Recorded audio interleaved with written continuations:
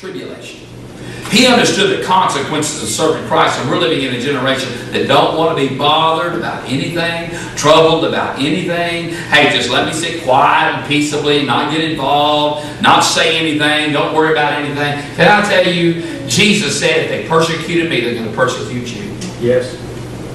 If we're living for Jesus Christ like we're supposed to, we better expect it. Now, if you don't want it, then compromise and live the way you want to live and go the way you want to go and do the things you want to do, and nobody ever say a word to you.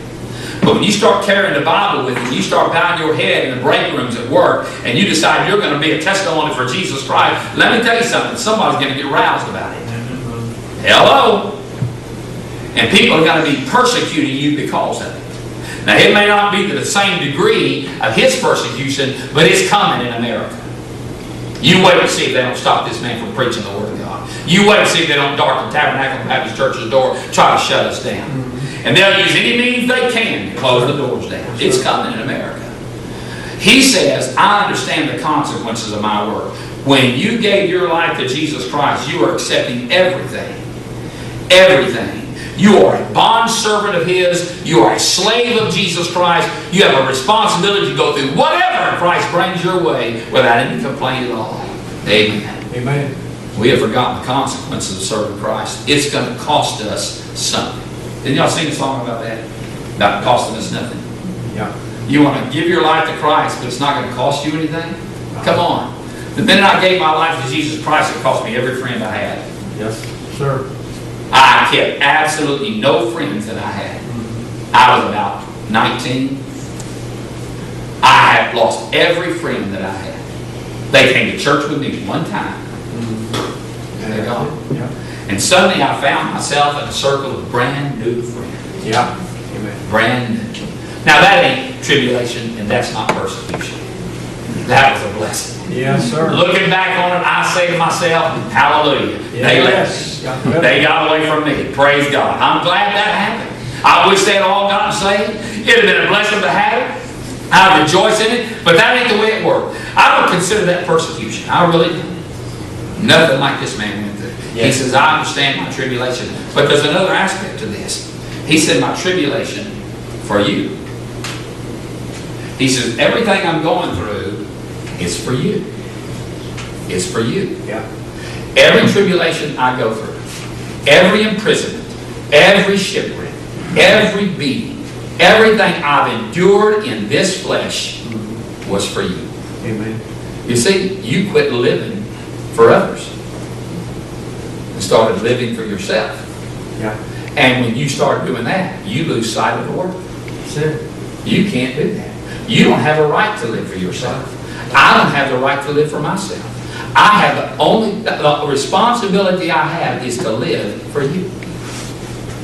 That's my responsibility. Amen. So whatever I have to change in my life to make your life better is my responsibility. The same with a spouse. The same with a husband or wife. You both Christian. You ought to change your life to make the other one's life better. Amen. That's true. That's right. I'm telling you. And buddy, sometimes I struggle with that. Well, sometimes my wife and I get a little odd, you know. And I get mad at her, and she gets mad at me. Said, that really happened? Buddy, let me tell you something. It doesn't ever. I just try to avoid. I just don't want that to happen. Because you know, I'm truly under responsibility. If you ever show this thing to my wife, I'm going to kill that man. Don't you put this on Facebook or YouTube. If this goes on YouTube, you're in trouble. I'm taking you to court, buddy. Amen. You hang, I get the rights to that thing. I get all rights to this recording. But we got to understand the consequences of the word. The consequences is I'm not my own. I am not my own. I am a servant. I'm a servant of yours. Yes. He is a servant of yours. You are a servant to him. Amen. We are all servants to one another. To each other. Wow. If we ever get a grip of the consequences of serving Christ, really consequences may not be a fair word, but it's an adequate word to put to it because we don't understand. You mean I'm going to have to pay a price? I'm going to have to give up something? You mean I got to start living for somebody else rather than myself? Absolutely. Yeah. You can't get out of it. The Bible is full of that. When Peter and John were walking away from the Sanhedrin because they had been persecuted for preaching the gospel, they were beaten and sent away. They went around rejoicing. They weren't preaching the gospel for themselves. They were doing it for somebody else. They were being beaten because they were serving somebody else. Everything they were doing. John was exiled because of the preaching of the gospel of Christ. He was doing it for somebody else. Amen. So there is in the consequences of it. Now look, if you would, at verse number 16. Verse number 16 says that He would grant you, according to the riches of His glory, to be strengthened with might by His Spirit in the inner man. And here's what He says. That you would be strengthened with His power, or His might, by His Spirit in the inner man. So Paul understood the strength of the work. It's not me that's strong. It's Christ that's strong. When God says, I can do all things, Paul said, I can do all things. He didn't say through Himself. He said, I can do all things through Christ which strengthens me. We can't preach without Him. You can't sing without Him. I mean, we can do it, but it accomplishes nothing without Christ. Yeah. We have to be in the Spirit. The strength of our work is the Spirit of our God. Yeah. Amen. He is its sustainer. He is the one that's the strength. He is the pillar of it all, not us. When He said in Acts, ye shall receive power. After that, the Holy Ghost has come upon you. Guess who He's telling it to? He's telling it to a bunch of people that were hid out in an upper room after His crucifixion. He's telling it to a man who didn't even really believe He had risen from the dead. He's telling it to a man that's just before that moment, had denied Him 3 times. He's saying you're going to be filled with the Spirit of God. And that is your power.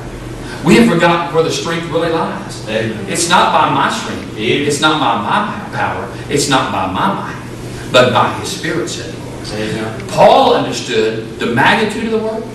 He understood the importance of the work. He understood the eternal, how do I want to say it? The eternal of the work. He understood the consequences of the work, and he understood the strength of it. Let me show you. In the book of 2 Timothy chapter 4, verse number 16, it says this. And my first answer, no man stood with me, but all men forsook me. Wow. Anybody want to be left alone? Everybody forsook me. Stand up, preach the gospel, the whole church just vacates the building. Gonna go to jail! So everybody gets up and leaves. And you're standing there, go to jail. I asked my church one time, I said, if it really happens like I really believe it's going to happen, how many of you are going to stand with us? Well, everybody raised their hand, but when it comes. Yeah. When it comes. When you really have to start giving up something for your stand for Christ, we'll see how you're really willing to stand. Amen. But now listen to what he says in the text of 2 Timothy. He said, at first no man stood with me, but all men forsook me. I pray God that it may not be laid to their charge. Notwithstanding, listen to this. Notwithstanding, the Lord stood with me. So who do you need? Who do you need? The Lord stood with me and strengthened me. Now let me say this. I need this man as a friend. She needs him as a husband. You need him as a pastor. You need him as a friend. I sat at the table with one of my members the other day, and I said, Brother Lewis, I said, I'm not only your pastor. I said, I'm your friend. I am your friend. Now, can I tell you, I need a friend. I need pastor friends. I asked him a question a while ago, didn't I? Walking out there. That I've only asked about 2 other preachers because I need an answer. Because I'm facing something that is hard for me to face. And I need some counseling on it. And I'm trying to pick several preachers' minds to find out what they think of it. Why do I want to do that? Because I need that. I need friends. I need people to help me. I need somebody to push me along, encourage me a little bit. But when I don't have that, what's going to happen? Yeah. If I don't have it, what am I going to do? Paul said, all men forsook me. When you got to stand alone and you get depressed and you get discouraged and you find yourself in a closed up room somewhere with the shutters pulled, the doors shut, the lights off, and you're sitting in the corner of the room crying and weeping, nobody loves me anymore, nobody cares about me anymore, I'm just all by myself. Why don't you just get a grip and realize, you know what, God ain't never turned His back on you. That's right, and not alone. God will never walk away from any of us. That's right. Amen. Right. He knew where the strength of the Word really lied. You can't keep this church going without Christ. I can't keep mine going without Him. Amen. I mean, seriously, we need to understand the strength of the